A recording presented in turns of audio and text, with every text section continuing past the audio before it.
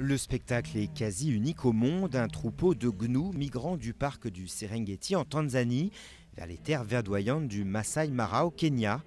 Cette grande migration est pourtant menacée par un projet de route commerciale qui traverserait sur 50 km le nord du parc, au grand désespoir des défenseurs de l'environnement.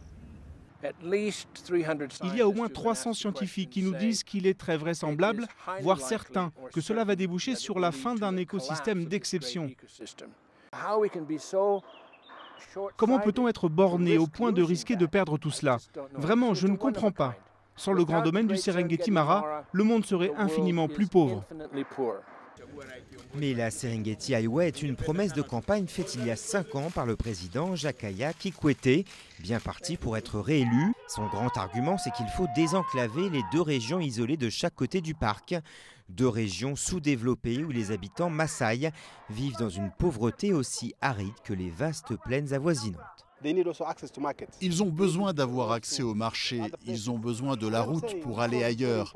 Je dis que cette route est très importante pour le développement, extrêmement importante. Je pense qu'il faut la soutenir, pourvu que nous préservions aussi l'environnement en même temps que nous développons le cadre de vie des gens. Le parc est déjà traversé par plusieurs routes, mais aucune en bitume.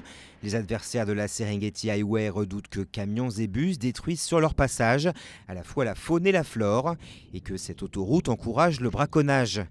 Les chauffeurs de poids lourds de la région, eux, sont partagés.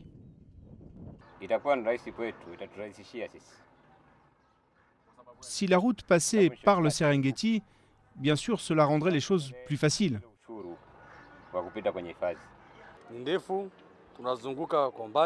Conduire à travers le parc, ça fait de longues distances. Il n'y a pas de patrouille de police, pas d'hôpitaux non plus en cas d'accident. Et il est commun que les camions fassent des pannes, or la réception téléphonique n'est pas bonne.